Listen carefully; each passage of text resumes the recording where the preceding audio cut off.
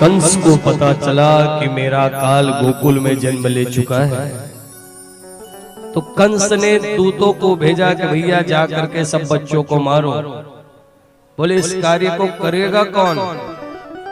तो बोले एक थी पूतना। कौन? पूतना। बोली भैया मैं करूंगी। कंस ने कहा तू जाकर के मारेगी सबको? बोले हाँ मैं मार लूंगी। तो ये पूतना आई भेष बदल करके, जहां उत्सव मनाया जा रहा था। कहां पे? गोकुल में। उत्सव के मध्य आकर के पूतना जब चलने लगी, ये अच्छा बहुत ध्यान से सुनना, इतना श्रृंगार करके आई थी, इतना श्रृंगार करके आई थी कि कोई भी पुरुष यदि पूतना को देखता था तो देख करके मोहित हो जाता था। बोले इतनी सुंदर स्त्री कहां से आई? ऐसा लगता है जैसे देवलोक से आई हो। महाराज धीरे धीरे वो नंद भवन में पहुंची। नंद भवन में जाकर के सब उत्सव मना रहे थे, सब नृत्य कर रहे थे। कन्हैया पल्ले में सोए हुए थे और पूतना पहुंचते ही कन्हैया को देखी, और जैसे कन्हैया को पूतना ने देखा, कन्हैया ने आंख बंद कर ली। बोले क्यों आंख बंद कर ली? क्योंकि कन्हैया की छवि कैसी है?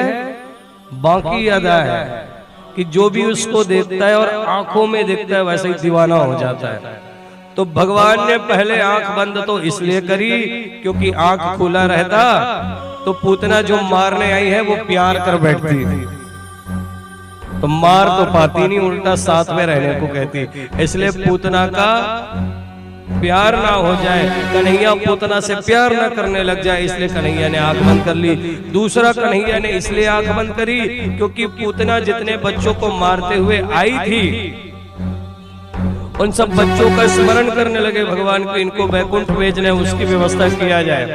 तीसरा, भगवान ने आंख जब बंद किया तो कई विद्वान आचार्यगण कहते हैं कि भगवान के एक आंख में सूर्य है और एक में है चंद्रमा।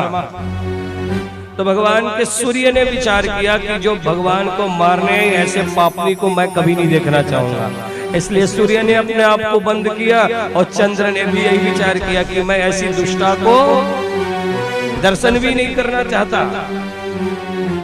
और किसी ने कहा कि भगवान ने आंख बंद इसलिए करी क्योंकि आंख बंद करके भगवान शंकर को याद कर रहे थे। बोले क्यों याद कर रहे थे? बोले बाबा स्तन में विष लगा करके आई है, मुझे पिलाएगी तो दूध को मैं पी लूंगा और विष को शंकर बाबा बोले ठीक है कुछ भी दे दो मैं तो तैयार हूं। बाबा पहुंच गए वहां पे। पूतना ने कन्हैया को पकड़ा, गोद में उठाया और धीरे धीरे आकाश मंडल की ओर ऊपर उड़ने लगे। ऊपर उड़ते हुए भगवान को स्तनपान कराने लगी पूतना, और भगवान पीते पीते पीते पीते दूध के साथ साथ अब भगवान पूतना के प्राणों को भी पीने लगे। और जब प्राणों को पीने लगे तो पूतना बोली अरे लाला छोड़, अरे क्या करता है, छोड़ मुझे। तो वो 6 दिन का बच्चा, कितने 6 दिन का बच्चा बोलने लगा, ओ मौसी सुन, मुझको तो केवल पकड़ना आता है, मुझे छोड़ना नहीं आता। पूतना ने सोचा 6 दिन का बच्चा और ऐसा बोलता है, ऐसा कैसे हो सकता है? भगवान जब उसके प्राण को पीने लगे तो पूतना अपनी ओरिजिनल वाले भेष में आ गई। और सुखदेव जी वर्णन करते हैं, राजा परीक्षित, भगवान ने धीरे धीरे धीरे धीरे पूतना का उद्धार कर दिया। और जैसे ही भगवान ने प्राणों को पिया पूतना नीचे गिरी। अब पूतना की बॉडी कितनी बड़ी थी जी बताऊं? 6 कोस की। कितनी? 6 कोस मतलब कितना किलोमीटर हुआ?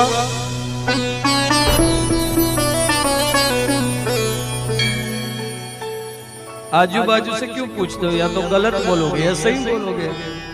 वो बाजू वाले जिससे पूछ रहे उसका कौन सा सही मालूम है? बोलो जय श्री कृष्ण। ना ना पूछ लो।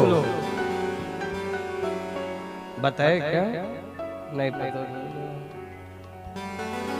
अच्छा, एक कोस में कितना किलोमीटर होता है? 3 किलोमीटर। अब पूतना की बॉडी कितनी थी? 6 कोस, तो 6 दिया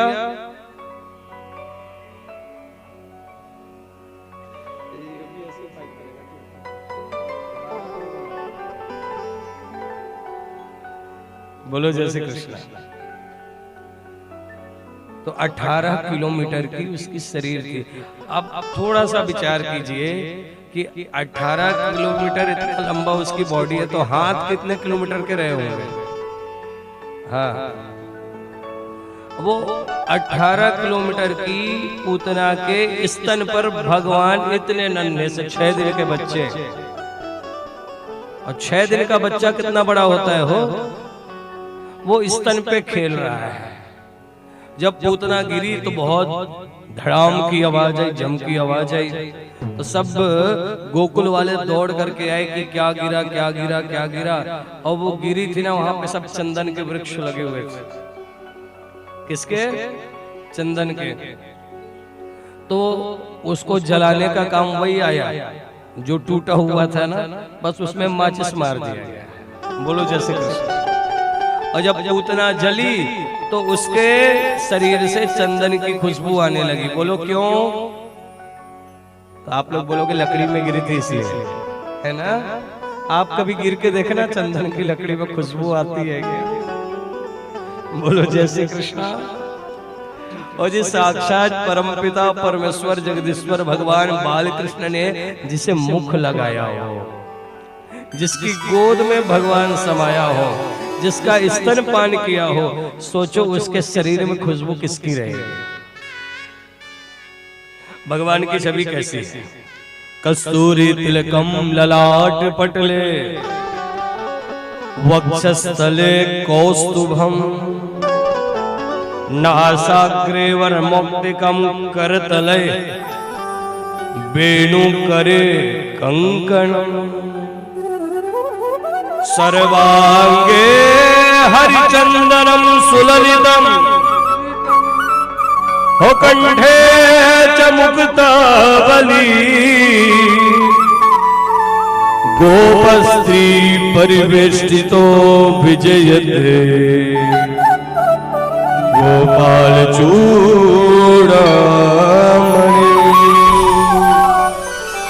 जिनके एक एक अंग में, एक एक कण में करोड़ों करोड़ों सूर्य विद्यमान है, करोड़ों करोड़ों चंद्रमा विद्यमान है, जिनकी शीतलता, जिनके करीब आने पे, पास आने पे ऐसा आभास होता है कि पूरी दुनिया मुझ पे समा गई है।